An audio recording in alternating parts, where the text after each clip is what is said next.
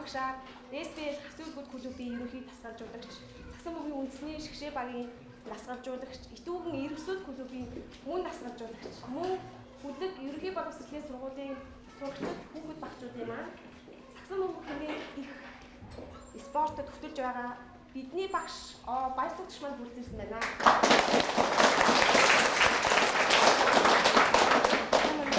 Сайн. Цаг заваа гаргаж бидний дэвлэгээ бүлээн авах хүртсэн танд баярлалаа.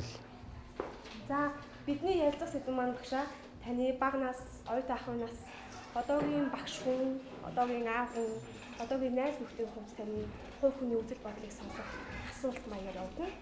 За ингээд бага насныхын тухай асуухаас өмнө би танаас хүүхэд нас гэж юу нь ямар насыг хэлэх үү? Ямар үйлдэл, ямар үйлийг насыг хэлдэг вэ гэж. За миний бодлоо бол хүүхэд нас гэж бол хамгийн цайлган, хамгийн гэгээлэг нас гэж боддог. Хүүхэд наснда хүн бол ямар нэгэн байдлаар одоо тийм юмыг буруу, муу юмыг бодохгүйгээр өөрийнхөө бодсон бодлыг шууд гаргаж үйлдэл болгож гаргаж хийдэг мөн одоо аав ээжийн ах эгчний хэлсэн үгийг одоо дагаж явдаг маш гэгээлэг хамгийн дурсамжтай тийм нас гэж боддог. За баярлалаа шаа. Таны бага насны тухай яриагаа өрнүүлэх гэж бодлоо. Таны бага нас хаана хэрхэн яаж өнгөрсөн талаар бид нартэй яриагаа болцооч. За миний бага нас нь бол би цэцэрлэгт явж байгаагүй. Тэгээд манай гэр бол одоогийн Динжин мянга байдаг байсан. Тэгээд Динжин мянга одоо ерөнхийдөө миний бага нас өнгөрсөн. Тэгээд эцэгхийн гар дээр багада одоо тэгэл хашаа байшинд амьддаг. Хашаа байшинд амьдрахад одоо хүн юу хийдгүү төлөө мод хаглах, ус зөөх, тэгэл хашаагаа цэвэрлэх, тэгэл одоо аав ээжтэй туслах ямар л ажил тэр бүгдийг хийж хажуугаар нь одоо хичээл сургуулаа хийж тэгж л одоо миний бага нас өнгөрсөн. Ер нь бол бага насаа аав ээж гэхээсээ илүү одоо эмээтэйгээ их гадуур явж эмээдээ их тусалж өнгөрсөн баа. Эмээгийн хайртай хүүгээ нэг нь авах тийм ээ. Тэгвэл хэр дэггүй хүүхдээсэн болоо цагаагш маань. За бага багтаа их сахилахгүй хүүхд байсан. Ер нь тийм өөрийн гэсэн одоо эргээд одоо яг тухайн үед бол өөрийнхөө үйл бодлыг хүн бол дүгнэж чадахгүй шүү дээ. Тэгээ эргээд одоо жоох нас явсны дараа эргээд хүүхд насаа хүн эргээд дүгнэдэг. Тэгээ эргээд дүгнэхэд бол нэлээд жоохон дэггүй. Тэгтээ бас манай одоо Динжин мянга хавьд ч одоо яг миний бага байх үед бол бас тийм Монгол хүүхдүүд бас тийм элдиз хятадтай хүүхдүүд болцоо байдаг гэсэн. Тэгээд аюу их тийм монголоо гэсэн сэтгэлтэй. Тийм одоо тийм хүүхдүүд хятадтай хүүхдүүдийг жоохон үзэхгүй дээлсэн тийм үзэл бодолтой тийм хүүхд байсан юм шиг байна. Их үнэлшиг үзэлтэй хүүхд байсан байх нэ тийм ээ. За багштай баярлалаа. Тэгвэл багшийнхаа бага насны мөрөөдлөө сонсох гэдэг хүсэж байна. Таны багын мөрөөдөл юу байсан бэ багш? За би өөрөө энэ автотевэрт техник сонирхдаг. Тэгээд тийм одоо жолооч эсвэл тийм одоо автын инженер болохыг маш их мөрөөддөг байсан. За Сагсан бөмбөг бол миний угаасаа би ерөөсөө нэг 8 настай байхасаа эсвэл одоо манай гудамжны урдлын гудамд том нэг шийд үүдэг гэсэн. За тэр шийдэндээ өглөө нар мандахаас орой нар жаргах хүртэл өнгөрдөг байсан. Дундуур нь гэр орныхаа ажлыг хийдэг, аав ээжтэй тусалдаг. Цаг заавал гарвал одоо тэр үед чинь эзэн 13 бөмбөг гэдэг гэсэн. Тэр бөмбөгийг барайл тийшээ тэгэл шийдэндээ л унждаг байсан. Тэгээ ер нь бол миний мөрөөдөл бол мэдээж Сагсан бөмбөгөөрөө сайн тамирчин болохыг мөрөөддөг байсан. Мөн өөрийнхөө хүссэн мэргэжлээрээ амжилтанд хүрэхийг боддог гэсэн. Тэгвэл цогоогш маань бага насны мөрөөдөл, бага насны үйл явдлын талаар миний асуулт маань дууссан байна. Одоо үзэгчдээсээ зэрэгэл сурагчдаас би 3 асуултыг сонгож цогоогшоос асуух. Тэгээ боломжийг танартай олгож байна.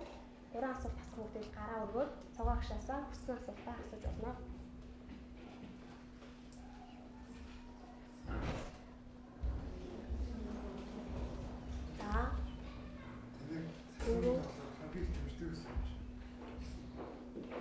За ер нь бол би ихээс тавуулаа. Тэгээ миний дээр ах эгч хоёр байдаг. Доор бас эрэгтэй эмэгтэйдтэй би айлын голын хүүхдээсэн. Тэгээд ерөөсөө бүгд яагаад ч манай гэр бүл тийчээс сагсан хүмүүс сонирхолтой байсан. Тэгээ хашаан доош шийдтэй өөрсдөө шийд хийсэн. Тэгэл тэн дээрээ тоглолдог. Манай аав ээж гэр бүлийн зүгээс бол ерөөсөө өөрөө хичээл сургуулаа хийгээд гэр орных ажлыг хийсэн. Тэгээ чөлөө цагаар бол сагсан хүмүүс сонирхож 100% дэмждэг байсан. Тэр үднэс чөлөөтэй байсан. За баярлалаа. 10 ангийн сурч улам сайхны асуултыг авъя. Та бүх тохиолдолд өөрийнхөө ирээдүйн амьдралыг хэрхэн зөвшөөрөх вэ? Олон хүүхдтэй болохыг хүсдэг гэсэн да.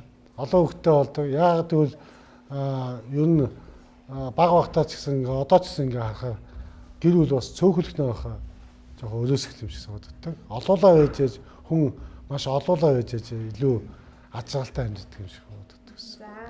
За багш маань тэгвэл одоо хэд хүүхэдтэй л багшаа? Би одоо 5 хүүхэдтэй. 5 хүүхэдтэй тийм ээ. Одоо энэ тоглоомын нэр. 3 банд 2 охин. 3 банд 2 охин одоо тэгвэл бас нэлээд өнөр гэр бүл ах нэ. Багшийн гэр бүл дааж байгаа сайн сонхно хүсье. За 5 ангийн сурагч алтан гэрлийн асуултыг багш нь авъя. Багшаа та хамгийн анхны хүүхдээ хизээ авчихсан. Манай хамгийн анхны хүү маань бол одоо 99 онд 1999 онд анх тавьчихсан. 1999 онд хамгийн анхны хүүгээ хийж авчихсан байна. За ялан дээр 1989 онд одоо хамгийн том тэмцээн гэх юм бол өсвөр үеийн улсын авах шалгуур тэмцээнд одоо хүчний хэмжээний багаас 1989 онд өсвөр үеийн улсын авах олчихсан. Хамгийн дурсамжтай үе хамгийн анхныхаа хүүхдийг хүлээж авах тэр мөчлөөс. Болох тэр мөч. За бага насных нь асуулт. За хамгийн сүүлийн асуулт нь Арын ангийн ууган баяраар төгсгий гэж бодож байна.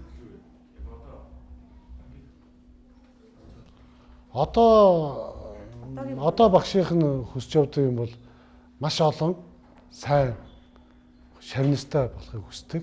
Тэ яагаад вэ гэвэл одоо нэгэнт одоо энэ багшийн дасгалжуулагчийн ажил шилжиж байна гэдэг маань юу гэвэл одоо нийгэмд хэрэгтэй, улс их орондоо хэрэгтэй, зөв хүмүүжтэй, тэгээ зөв төлөвшсөн тийм хүүхдүүдийг л одоо бэлтгэхийн төлөө энэ мөрөдөж явж байгаа да. За тэгвэл багшийн маань бага насных нь өчтөд тусмж жоохон ч гэсэн бид нар өрнөлөө. Одоо тэгвэл бүгдээрээ багшийнхаа оюутан ахуй цаг нас руу өгөлцгөөё. Багшаа та оюутан байхдаа хэр онц хордог хүүхдээсэн бэ? Оюутан ахуй цагийнхаа талаар бидтэй ярилцаач. За оюутан байх үе бол миний одоо хичээ бага одоо 10 жилийн сургууль сурж байгаа хүмүүс бол ийс ялгаатай. Яагаад гэвэл оюутан байхдаа бол техникийн сургуульд одоо сурж исэн. Эхнийд техникийн сургуульд сурж байхад бол сагсан хүмүүс тоглодог байсан. За тэр үед бол улсын шгшээ багт тэгээ техникийн сургуулийн шгшээ багт мөн Азийн чонд бизнесийн чөтгөрүүд гэдэг энэ багуудад тоглодог байсан. Тэгэхээр тэр их бэлтгэлийн ачааллын хажуугаар хичээл сургуулаа зохицуулж одоо сурж явна гэдэг бол маш хүнд байсан.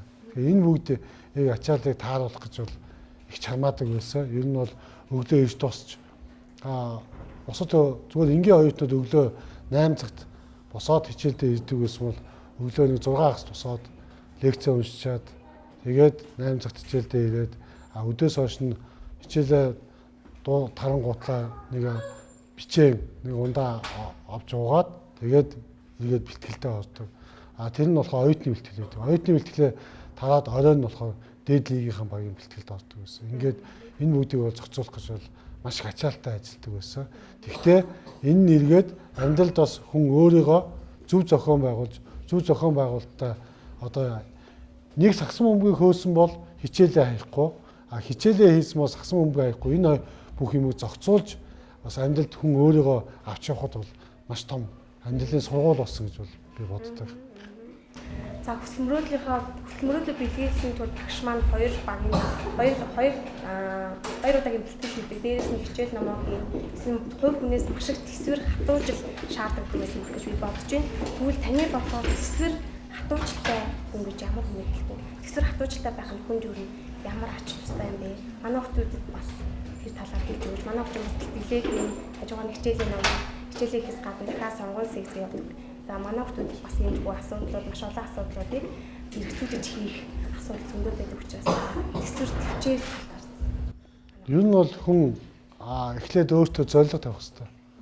За тэр зорилгодоо хүрэхийн тулд хүнд маш их амьдралд бол бүх юм одоо дардсан тий одоо шулуун байхгүй бүх юм саадтай дотгостой байдаг. Энэ саад дотгойд авахын тулд хүн төсвөрийг хатуужил төвчээртэй байх хэрэгтэй. Тий ямар нэгэн саадыг авахд заавал төвчээр хэрэгтэй. Би өөрөө ягаад энэ сагсан бөмбөгийн спортыг сонгосон. Одоо сагсан бөмбөгийн спортын давуу талыг юугаар их ойлгож хичээж явдгүй бол энэ маань ерөөсөө маш олуула багаар ажиллах чадрыг суулгадаг. Энэ багаар ажиллахад маш их төвчээр шаарддаг. Ягаад гэвэл жишээ нь одоо Цэнгүүн баяр даваа сайхан гээд 2 хүн байхад энэ 2 хүнээс гадна цаана 14-5 хүн байдаг. Тэгээ энэ 14-5 хүний дотор тэр тухайн Цэнгүүн баяр маань одоо өөрийнхөө тий биеийг зөв авч явах, найз нөхдөйгөө зөв харьцах. Зарим нэг найз нөхдийнхөө одоо хэлж байгаа үгний зөвийг өөртөө шингээж аваад, хүлээж аваад, бурууг нь одоо ядгаад үлдээх тийм чадвар суудаг. За 3-р Монгол улс хөгжихэд хамгийн чухал зүйл маань багаар ажиллах чадвар гэдэг. Багаар ажиллаж чадвал манай улс хөгжихэд маш ойрхон байна. Тэгэхээр одоо манай ирээдүйн Монгол улс ямар замаар явах вэ? Яаж хөгжих вэ? Тэ? Одоо сайхан амьдрах уу? Ямар байх вэ гэдэг бүгд хүүхдүүд та бүдээс шалтгаална. Тэгэхээр та нар маань одоо яг энэ багаар ажиллах чадвартай илүү суух хэрэгтэй байна. Тэ? Тэгэхээр яагаад энэ хөлөг дунд сургууль дээр маань сагсан бөмбөгийн одоо энэ гүнзгийсэн сургалттай тэ сургалтууд явагдаад байгаа юм байвал ерөөсө хамгийн гол юм нь болохоор та нарын нэгдүгээр багаар ажиллах чадвар суулгах гэж байна. Яг бол одоо сагсан бөмбөг тоглоход талбайтай 5 тоглогч тоглодог. Тэгсэн мөртлөө бөмбөг ганцхан байгаад. Колцоо ганцхан байгаад. Тэ? Тэгсэн мөртлөө тэр амжилтанд хүрэхийн тулд тэр талбайтай 5 тоглож байгаа 5 тоглогчоос гадна солилцоон сууж байгаа 6-7 тоглогч гэх ингээд 10 хэдүүлээ ажиллаж байгаа байхгүй. Тэгэхээр энэ чадвар бол үнэхээр гайхамшигтай. Тэгэхээр энэ чадварыг одоо манай ялангуяа хөлөг дунд сургуулийн хүүхдүүд маань энэ одоо ангиараа нэг нэгээ хөндлөөд хоорондоо маш сайн ойлголцоод явж чадах юм бол энэ маань одоо маш том давуу хөлөг дунд сургуулийн давуу тал болно гэж ойлгож байгаа. Баярлалаа. Оюутан насныхаа хөгжилтэй мөчөөс өдөртөө оролцож. Оюутан нас чинь маш хөгжилтэй гоё мөчөөд тохиолддог тийм ээ. Тийм. Оюутан байхдаа одоо миний одоо тохиолдсон хамгийн хөгжилтэй юм бол оюутан болоод ирэхээр хүн их гоё хувцалж. Охтуудад гоё харагдах гал тий маш хичээдэг байсан.